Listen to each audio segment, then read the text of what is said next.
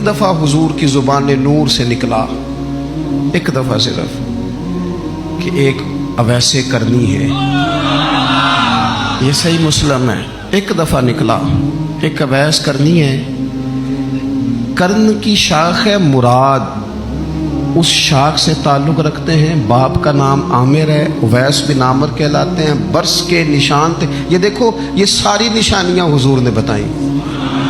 کتنی جگہ آپ نے سنا ہے حضور نے دیکھا نہیں انہیں؟ او یارو کوئی ضروری تو نہیں نا کہ کوئی ظاہری طور پر ملے تو تب بھی پتہ چلتا ہے۔ محبوب کا پتہ ہے کون کہاں کہاں بیٹھ کے روتا ہے۔ لب واہ ہیں، آنکھیں بند ہیں، پھیلی ہیں جھولیاں، کتنی مزے کی بھیک تیرے پاک در کی، کتنی مزے کی بھیک ماہ مدینہ اپنی تجلی عطا کرے۔ یہ ڈھلتی چاندنی تو پہر دو پہر کی، او دیکھو نا روزے دے دوالے نے غلاماں دیا ٹولیاں، وہ ایک پہ سن دے کروڑاں دیا بولیاں، اور بڑی امید ہے، بڑی امید ہے سرکار قدموں میں بلائیں گے۔ کرم کی جب نظر ہوگی مدینے ہم بھی جائیں گے، اور اگر جانا مدینے میں ہوا ہم غم کے ماروں کا تو مکین گنبد خضرا کو حال دل سنائیں گے۔ ایک دفعہ حضور نے فرمایا عمر، ایک اویس بن عامر نام کا شخص ہے، کرن کا ہے، مراد ایک شاخ ہے قبیلے کی، اس سے تعلق رکھتا ہے، ماں کا بڑا فرما بردار ہے۔ یہ دیکھیں حضور غلاموں کی نشانیاں بتا رہے ہیں، غلاموں کی، بے خبر ہو جو غلاموں سے وہ آقا کیا ہے، اور بندہ مٹ جائے نہ آقا پہ تو وہ بندہ کیا ہے۔ فرمایا برس کے نشان ہے چہرے پہ، برس ہوا تھا وہ ٹھیک ہو گیا، درہم کے مطابق نشان ہوگا، ماں کا فرما بردار ہے۔ اور حضور نے فرمایا عمر، اس بندے کی شان اتنی ہے کہ وہ اگر اللہ کو کوئی قسم دے دے تو رب پوری کر دیتا ہے۔ فرمایا اگر عمر تیری ملاقات ہو گئی نا تو اسے اپنے لیے دعا کرا لینا۔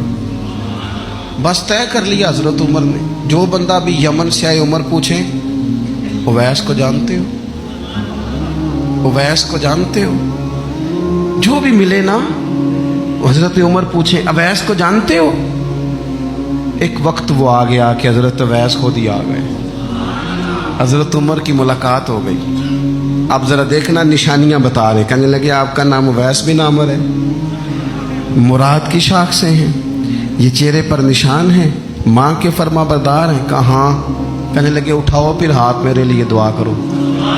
حضرت اویس بن عامر اویس کرنی رضی اللہ تعالیٰ عنہ کہنے لگے عمر میں آپ کے لیے دعا کروں؟ فرمایا کرو نا، اس لیے کہ مدینے والے حبیب نے کہا تھا دعا کرانا، حضور نے کرو نا دعا، ہم نے تو طے کر لی۔ ایک نقشہ محبوب نے بتایا تھا ایک دفعہ کہ وہاں سے آئے گا، ایک دفعہ وہ نقشہ بتایا تھا کہ وہ کرن کا یمن کا، ایک دفعہ کہا تھا وہ آئے گا، بس پھر میری عمر مدینے تے ٹبیاں دی تصویر بناؤندے ہی گزر گئی۔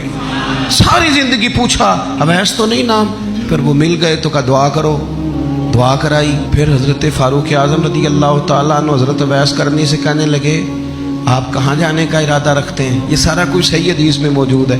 تو حضرت اویس کرنی کہنے لگے میں کوفے جانے کا ارادہ رکھتا ہوں۔ کہا میں کوفے کے گورنر کے نام خط لکھ دوں کہ اویس آ رہا ہے؟ تو حضرت اویس کرنی کہنے لگے نا نا نا نا نا، ہمیں پروٹوکول نہیں چاہیے، میں نا سادہ رہنا پسند کرتا ہوں، اسی کسے دے کچھ نہیں جے لگ دے، نہ کوئی ساڈا دردی، بس کونے میں پیچھے۔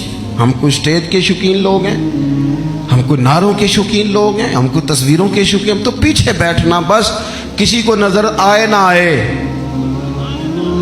عمر نے تو خود بتا دیا نا کہ مدینے والے کی نظر میں ہیں آپ نظر میں ہیں۔ مختصر سی میری کہانی ہے، یہ جو بھی ہے ان کی مہربانی ہے، جب ان کی نظر میں ہے تو پھر کیمرے کی نظر میں آئیں چاہے۔ حضرت اویس کہنے لگے ضرورت کوئی نہیں، میں پیچھے رہنا پسند کرتا ہوں۔ تو حضرت عمر نے کوفے بھیج دیا، ایک بڑا رئیس آیا حضرت عمر سے ملنے کوفے کا، تو جناب عمر فرمانے لگے اویس کرنی کو جانتے ہو؟ کہا حضور جانتا تو ہوں، اویس بن عامر کو جانتا تو ہوں، حضرت اویس بن عامر کو، لیکن وہ تو پیچھے پیچھے رہتے ہیں، گھر بھی ان کا سادہ، حالات بھی زیادہ وسعت والے نہیں۔ حضرت عمر کہنے لگے تمہیں بندے کی شان کا نہیں پتا۔ وہ بندہ حج کرنے آیا ہوا تھا مکے، حضرت عمر سے ملے، کوفے کے رئیس تھے، تو حضرت عمر کہنے لگے واپس جانا تو اس سے دعا کرانا۔ یہ رئیس واپس گئے، حضرت اویس سے ملاقات ہوئی رضی اللہ تعالیٰ عنہ، تو کہنے لگے میرے لیے دعا کریں۔ وہ کہنے لگے آپ حج کر کے آئے ہیں، آپ دعا کریں۔